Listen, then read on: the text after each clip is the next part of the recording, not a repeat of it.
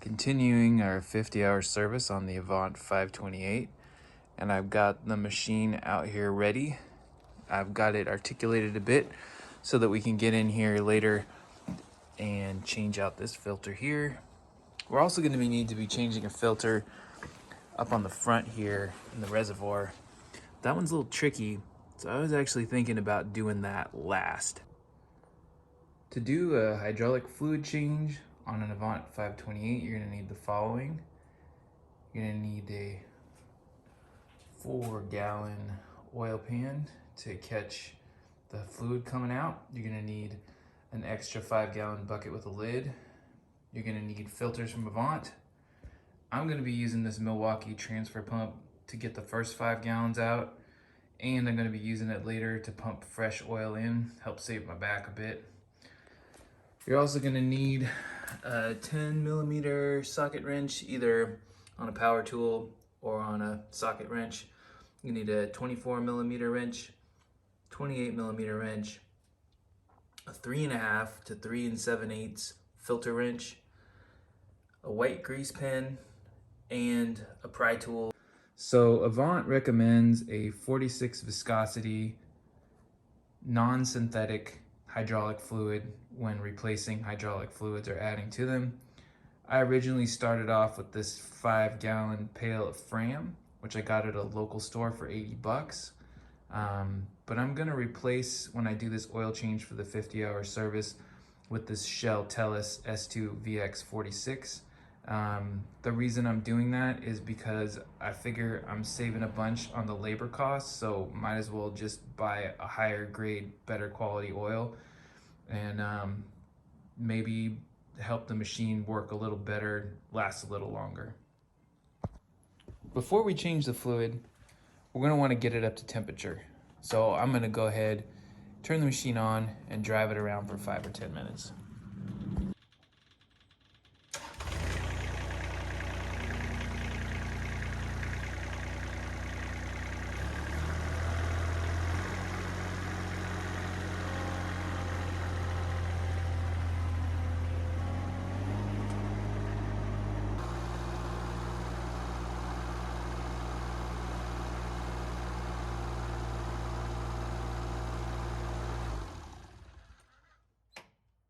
So we're all set here to get the first 5 gallons of fluid out, and vacuuming out the fluids is an option. It's certainly not the only way to do it.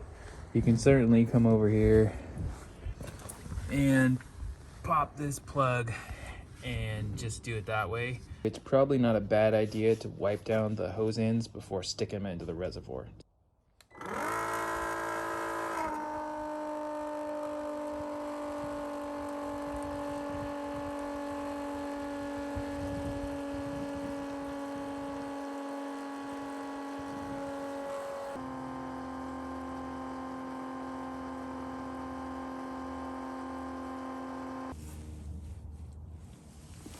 Oh God, it's still on there tight.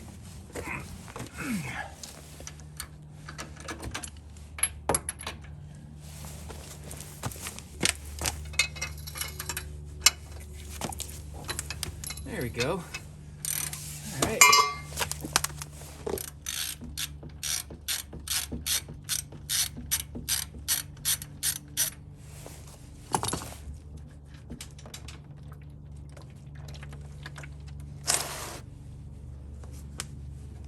This is the magnetic drain plug, and yeah, it was on there pretty good. This is a 4-gallon drain pan, and I'm hoping that there's about 4 gallons left. Looking good. Wow. So we put 5 gallons in that extra bucket, and it looks like just about 4 coming out of this. So we're gonna probably want to put about 9 back in. Now that we got the fluid drained, it's time to change the filter.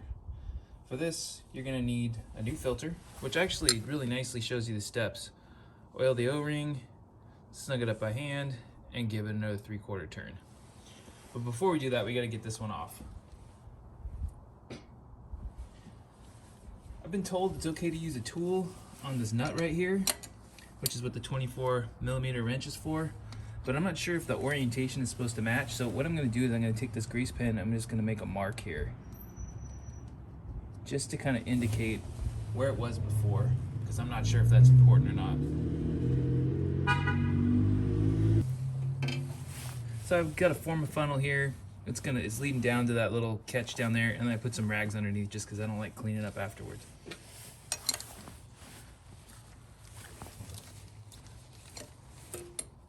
Alright, so I'll just rotate that a little bit, and then just a quick little turn like that, and we are good. Alright, looks like it's coming out the other side, which I wasn't expecting. Holy smokes. That is real slippery. Okay, alright, cool. Well, former funnel kind of did its job, but man, that was a lot messier than I thought it would be. So we're gonna have a little cleanup to do afterwards.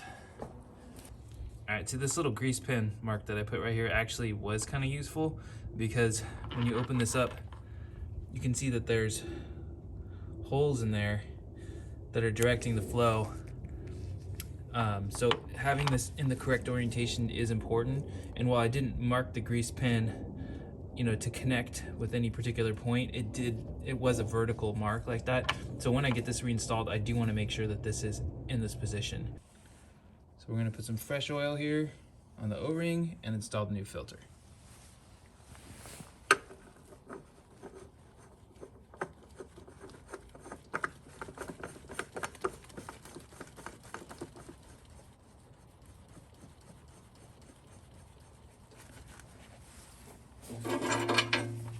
I'm using the 24mm wrench just to get the mark I made oriented correctly. I'm not torquing it with it. So we're gonna do another 3. Take your 24mm wrench and your 3.5 to 3 7/8 filter wrench and snug up the filter. All right, well, it's not done draining yet entirely, but I mean, my pan's almost full and I'm losing daylight, so I think that's probably good enough for right now. So I'm gonna go ahead and clean the magnetic drain plug and then pop it back in.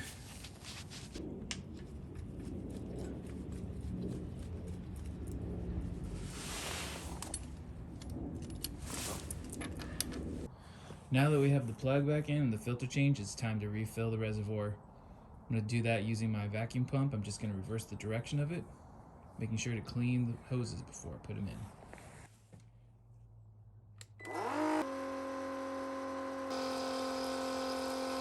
What I'm going to do with this second bucket is I'm going to go ahead and put what I think is about 8.5 to 9 gallons in there, and then I'm going to start the machine up, raise the boom, and take a measurement. So there's a breather filter inside the reservoir cap, and in order to get it out, what you're going to need is something to pry out this green section right here.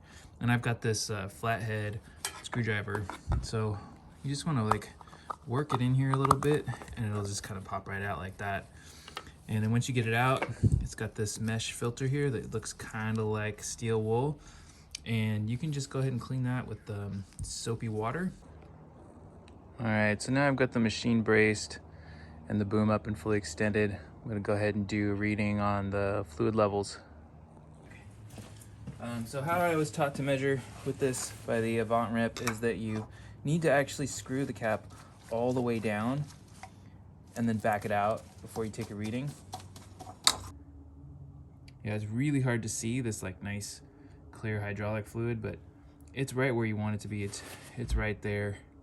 So it was just about 9 gallons, almost 10 actually, which doesn't really make sense, but I guess with the spills, maybe it does. Anyways, we've got it up to the correct level for cold. This is cold, this is hot, and I'm gonna move on to the filter change for the reservoir filter. Before we replace the reservoir filter, I'm just gonna go ahead and dust off this area, clean up any debris, dirt that's just been accumulating on here, so we have a nice, clean work surface. To change the reservoir filter, you're gonna need a 10mm socket wrench.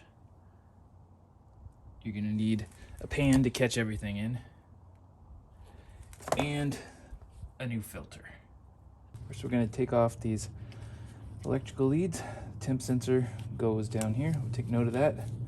We've got the temp switch 2 is going on the right side, and temp switch 1 on the left side.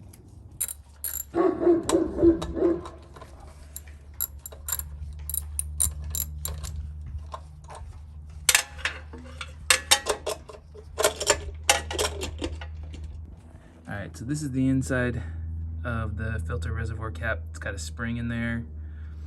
There's an O-ring here on the side, and I just have one more little bolt I'm trying to get out. So I've got the cap off, and I'm going to go ahead and get the filter out. Alright, so there we go. Old filter's out. That's what it looked like. Pretty dingy, pretty dirty. Looking like it's ready to be changed. So I'm noticing the new filter doesn't quite look the same. The old filter looks like this. The new one looks like that. As far as orientation goes though, this side was facing down and it looks like that. So I'm assuming the replacement should also be facing down like that. Fits right in, no problem. Got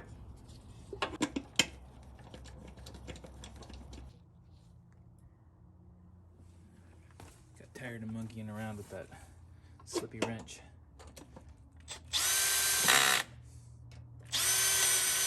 All right, now it's time to reconnect the electrical leads. We got the temp sensor down here. We're gonna put temp switch 2 on the right and temp switch 1 on the left. The last step in the process is to take the machine out for a test drive and check for leaks.